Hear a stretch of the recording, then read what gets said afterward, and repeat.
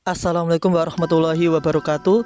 Bagaimana kabar kalian? Semoga kabar kita semuanya dalam keadaan fantastis. Malam satu Suro. Malam satu Suro yang jatuh pada malam pertama bulan Muharram dalam kalender Islam adalah peristiwa yang syarat dengan makna sejarah dan tradisi bagi masyarakat Jawa. Tradisi ini telah diwariskan dari generasi ke generasi, mencerminkan kepercayaan dan nilai-nilai budaya yang kaya.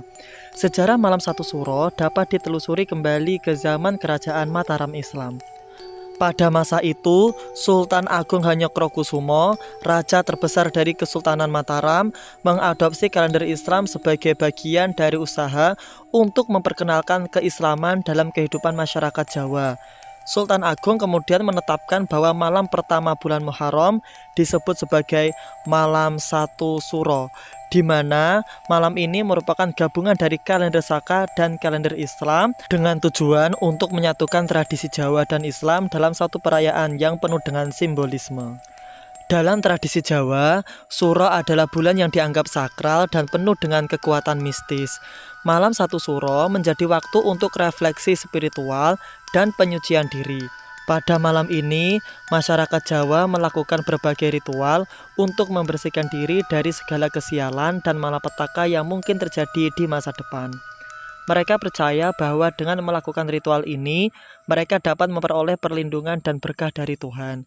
Selanjutnya, yuk kita bahas beberapa tradisi ritual yang kerap dilakukan oleh orang Jawa pada malam satu Suro. Yang pertama, ada kirap kebo bule Kiai Slamet pada malam satu Suro.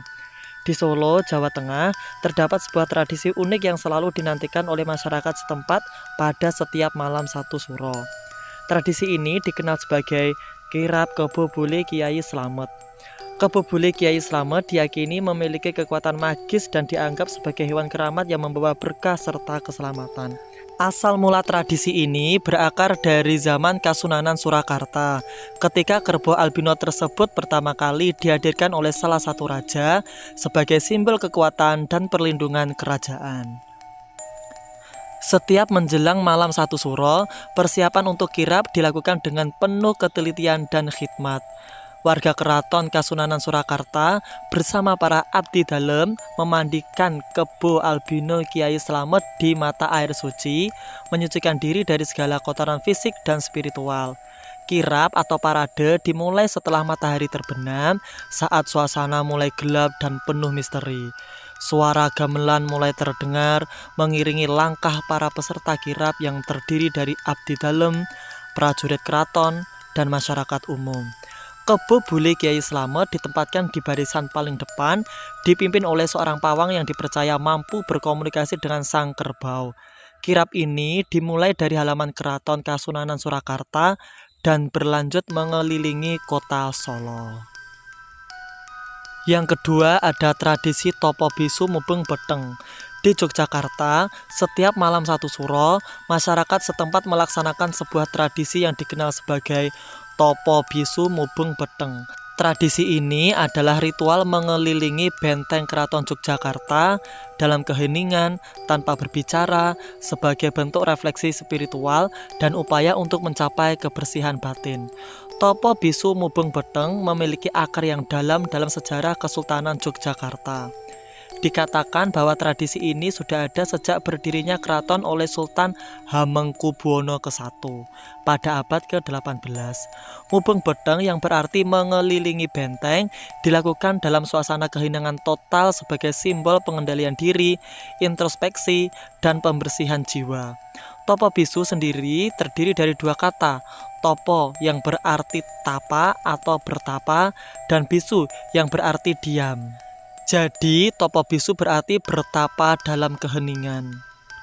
Menjelang tengah malam, para peserta berkumpul di alun-alun utara keraton.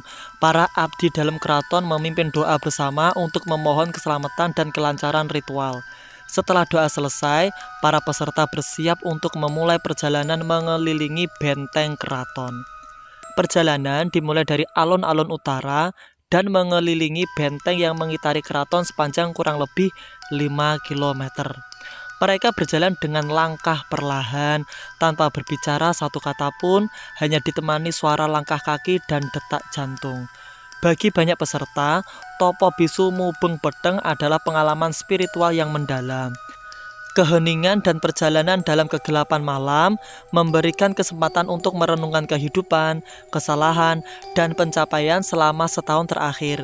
Ini adalah momen untuk introspeksi dan memperbarui tekad untuk menjadi pribadi yang lebih baik di tahun yang akan datang. Yang ketiga, ada kirab pusaka. Di beberapa daerah seperti Surakarta dan Yogyakarta, malam satu suro dirayakan dengan tradisi kirab pusaka. Pusaka-pusaka kerajaan seperti keris, tombak, dan benda-benda keramat lainnya diarak keliling kota. Tradisi ini dimaksudkan untuk membersihkan pusaka dari energi negatif dan memohon berkah bagi kerajaan dan masyarakat. Bagi orang biasa seperti saya dan mungkin kalian, biasanya ada ritual yang dinamakan dengan penjamasan, yaitu pencucian pusaka. Berhubung saya nggak punya pusaka yang disakrakan, jadi saya nggak pernah mengadakan ritual ini di malam satu suro. Bagaimana kalau kalian? Apakah kalian melakukan ritual penjamasan atau pencucian pusaka? Komen di bawah ya. Bagaimana tradisi di tempat kalian untuk menyambut malam satu suro? Kalau di tempat saya, malam satu suro secara umum disambut dengan mengadakan selamatan. Para warga membuat ambengan atau makanan untuk disedekahkan. Nanti setelah maghrib kita berkumpul bersama membawa ambengan kita masing-masing. Kita berdoa bareng-bareng dipimpin oleh seorang kiai. Dan setelah itu kemudian kita tukaran ambengan atau kita tukaran makanan yang kita bawa sebagai sarana untuk sedekah. Dan setelah itu kita makan bersama deh. Jadi seru sekali. Apapun tradisinya, yang penting jangan sampai melakukan hal-hal yang menyekutukan Tuhan. Semoga setahun yang lalu menjadi tahun kenangan yang penuh dengan ampunan, dan setahun ke depan menjadi tahun harapan yang penuh dengan ridho dan berkah dari Tuhan. Amin. Semoga bermanfaat. Wallahu a'lam. Wassalamualaikum warahmatullahi wabarakatuh.